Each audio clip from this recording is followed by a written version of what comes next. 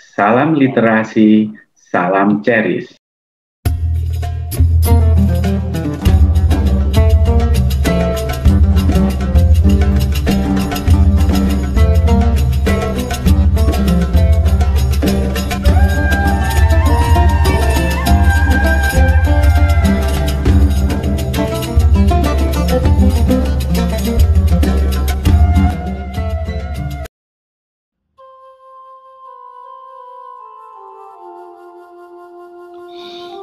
Assalamualaikum warahmatullahi wabarakatuh.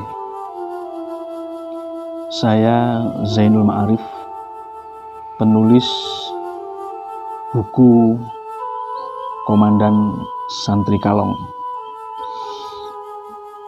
Kalau secara etimologi, secara bahasa, santri adalah seorang yang belajar ilmu agama, sedangkan kalong itu adalah hewan yang lebih besar daripada kelelawar dan biasanya muncul pada malam hari.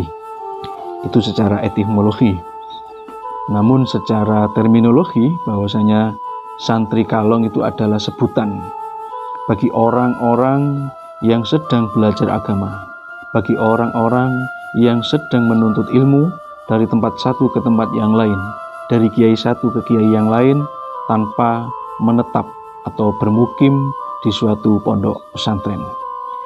Sehingga semangat dari orang-orang yang menuntut ilmu namun tidak menetap di suatu tempat, semangatnya melebihi seekor kalong. Untuk itu sebutannya adalah santri kalong. Bagaimana kiprah dari santri kalong bisa nanti dibaca di buku Komandan Santri Kalong. Pada kesempatan kali ini saya akan mengingatkan kepada diri saya pribadi khususnya dan para jamaah santri kalong pada umumnya atau pada masyarakat Indonesia yang sedang semangat untuk mempelajari ilmu agama tentang rasa syukur pada Allah Subhanahu wa taala. Sebagaimana firman Allah Subhanahu wa taala di dalam Quran surat Ibrahim ayat 3, ayat 7.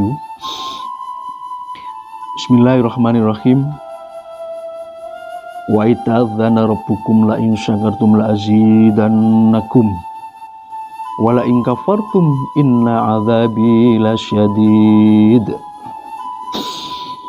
Apabila hamba-hamba Allah bersyukur kepada Allah, maka Allah akan memberikan nikmatnya, maka Allah akan menambah nikmatnya. Namun sebaliknya, apabila hamba itu kufur pada Allah Subhanahu wa taala, maka sungguh azab Allah sangatlah pedih. Untuk itu sekali lagi kami menghimbau dan mengajak pada diri kami pribadi khususnya, mari dalam setiap hari, setiap saat, setiap waktu kita memperbanyak rasa syukur kepada Allah Subhanahu wa taala. Kita memperbanyak rasa terima kasih kita kepada Allah Subhanahu wa taala dengan berbagai macam cara. Dari cara yang paling sederhana hingga cara yang paling komplit. Misalnya dengan mengucap alhamdulillah, dengan menambah sodako, dengan menambah infak, dengan memperbanyak ibadah dan lain sebagainya. Ataupun ketika itu momen itu adalah momen-momen yang sangat mengharukan, maka dianjurkan untuk melakukan sujud syukur. Tapi ingat, beda antara sujud syukur dengan syukur sujud. Nah, ini ada dua variabel, sujud syukur dan syukur sujud. Untuk itu sujud syukur adalah ungkapan terima kasih kepada Allah Subhanahu wa taala atas segala nikmat yang telah dicapai di luar dugaan. Sekali lagi, banyak cara untuk mewujudkan rasa syukur kita kepada Allah Subhanahu wa taala. Salah satu wujud rasa syukur kita yaitu bisa dengan berkreativitas, salah satunya dengan menulis. Kita dikaruniai oleh Allah dengan penglihatan sehingga kita bisa membaca. Kita dikaruniai oleh Allah dengan pendengaran sehingga kita bisa mendengar. Kita dikaruniai Allah dengan tangan sehingga kita bergerak. Untuk itu mari kita kolaborasikan hasil pendengaran kita, hasil penglihatan kita yang berupa bacaan-bacaan itu kita kembangkan menjadi sebuah tulisan, menjadi sebuah paragraf. Syukur sekali kalau nanti bisa menjadi sebuah artikel atau menjadi sebuah buku. Jadi menulis pun itu merupakan satu rasa syukur kepada Allah Subhanahu wa taala atas karunia panca indera yang telah diberikan kepada kita semuanya. Yang kedua, kita juga patut bersyukur karena Allah masih memberikan nikmat, Allah masih memberikan kekuatan, Allah masih memberikan barokah umur yang panjang bagi kita, sehingga kita bisa menjumpai di bulan suci Ramadan. Harapannya semoga kita diberikan kekuatan. Dengan bersyukur, Allah memberikan kekuatan kepada kita semua bisa melaksanakan puasa sebulan penuh dan disampaikan pada bulan Ramadan yang akan datang. Perlu diketahui juga bahwasanya puasa itu ibarat suatu persaingan atau pertandingan. Kalau kita menonton suatu pertandingan sepak bola dengan tim yang berjumlah 32, maka tim itu nanti akan ada babak penyisihan grup. Dari babak penyisihan grup akan ada babak 16 besar. Dari babak 16 besar akan disaring menjadi babak 8 besar. Dari 8 besar akan disaring lagi menjadi 4 besar sehingga masuk ke semifinal dan masuk final. Tim yang masuk final itulah sebagai tim pemenang. Seperti halnya juga kita melaksanakan puasa dengan tadarus, dengan juga qiyamul lail, dengan sholat taraweh berjamaah. Di hari-hari pertama kita harus penuh dengan semangat, karena tidak menutup kemungkinan kita akan gugur di 16 besar, atau kita bisa nyampe di 8 besar, atau ternyata kita hanya nyampe di semifinal. Sehingga kalau kita lihat perkembangan di sekian tempat ibadah yang rata-rata dari hari ke hari itu semakin maju. Misalnya shaf berjamaah dari 8 shaf menuju ke 7 shaf, menuju ke 6 shaf, terus sampai akhirnya hanya ada imam dan satu makmum yang bertahan.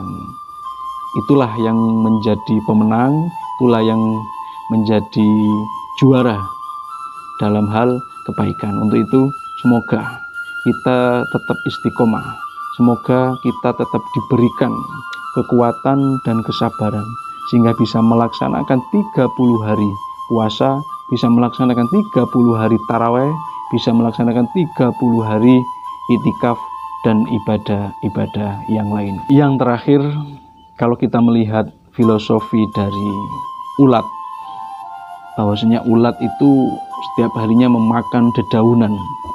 Namun suatu ketika ulat itu harus diam beberapa hari, bahkan sampai puluhan hari untuk menjadi sebuah kepompong.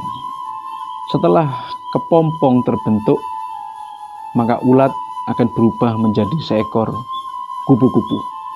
Begitu juga kita, yang setiap harinya kita memakan, setiap harinya kita makan, setiap harinya kita minum, tapi pada momen Ramadan kita di siang hari diperintahkan untuk menahan hawa nafsu, diperintahkan untuk menahan tidak makan dan tidak minum, meskipun itu halal selama 30 hari. Ibaratkan kita menjadi kepompong selama 30 hari. Baru setelah 30 hari selesai, maka kepompong itu akan menjadi sebuah kupu-kupu yang harus hinggap di suatu tempat ke tempat yang lain. Begitu juga kita, ketika 30 hari kita berdiam diri menahan hawa nafsu, maka di akhir atau di tanggal 1 Syawal kita seperti kupu-kupu yang harus silaturahmi, yang harus sowan, yang harus saling memaafkan kepada sanak saudara, kepada kerabat, utamanya kepada kedua orang tua. Yang muda silaturahmi kepada yang tua dan lain sebagainya. Untuk itu semoga di Ramadan tahun ini 1442 Hijriah kita bisa istiqomah, kita bisa menjadi juara dalam menahan dan mengendalikan hawa nafsu, sehingga kita akan mencapai puncak kemenangan. Dan yang terakhir, kita bisa menjadi kepompong, setelah itu kita bisa menjadi silaturahmi kepada sanak kerabat, sehingga kita menjadi pribadi yang muttaqin, menjadi pribadi yang sempurna. Mari kita gunakan Ramadan ini, kita isi dengan kreativitas, kita isi dengan menulis, kita isi dengan membaca, dan lain sebagainya. Sehingga kalau kita memiliki aktivitas, kalau kita berkreatif dalam kesehariannya, maka kita tidak akan sempat untuk mengeluh, kita tidak akan sempat untuk meratapi nasib, karena kita sibuk dengan kreativitas kita masing-masing. Terakhir, mengutip seorang ulama Indonesia, Kiai Haji Mustafa Ali Yaakob, beliau mengatakan, wala tamutunna illa wa antum katibun, dan janganlah kalian semuanya mati kecuali dalam keadaan sebagai penulis.